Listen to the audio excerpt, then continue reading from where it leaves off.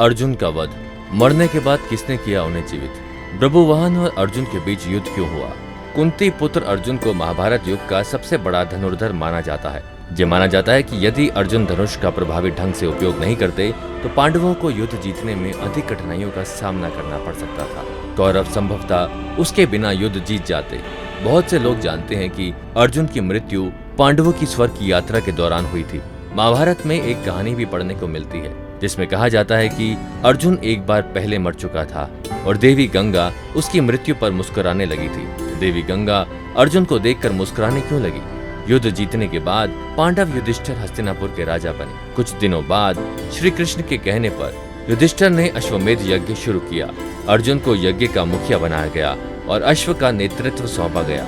जब भी अश्व यात्रा करता था अर्जुन अपनी सेना के साथ उनका पीछा करते थे। यज्ञ के घोड़े ने कई राज्यों की यात्रा की, जिनमें से कई राज्यों के राजाओं ने अर्जुन से युद्ध किए बिना स्वेच्छा से हस्तिनापुर का आधिपत्य स्वीकार कर लिया।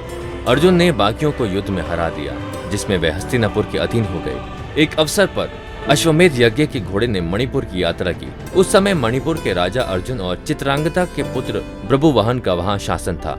अर्जुन और बभुवाहन का युद्ध। जब बभुवाहन को पता चला उसके पिता अर्जुन ने हाल ही में उसके राज्य का दौरा किया है तो वह राज्य की सीमा पर उनका अभिवादन करने गया। जब उसने अपने पिता को देखा तो अर्जुन ने उसे रोक दिया। अर्जुन ने बभुवाहन से कहा कि इस समय मैं तुम्हारा पिता नहीं हूँ, मैं हस्तिनापुर का शाही प्रतिनिधि हूँ। क्षत्रिय व्यवहार के पारंपरिक नियम निर्देश देते हैं कि आप इस समय मुझसे लड़ें। तब अर्जुन की दूसरी पत्नी आई और उन्होंने बभुवाहन को अपने सशस्त्र धर्म का पालन करने को कहा। उन्होंने कहा कि यदि वो नहीं लड़ते हैं तो उनके पिता का अपमान होगा। अपनी मां से अनुमति मिलते ही बभुवाहन युद्ध के लिए तैयार हो गया। उसके बाद अर्जुन और बभुवाहन के बीच भयंकर युद्ध हुआ। लंबे युद्ध के बाद कोई स्पष्ट विजेता नहीं था, इसलिए बभुवाहन ने अर्जुन पर हमला किया। एक दिव्य अस्त्र जो कामाख्या देवी से प्राप्त किया था उससे बभुवाहन ने अर्जुन पर हमला किया।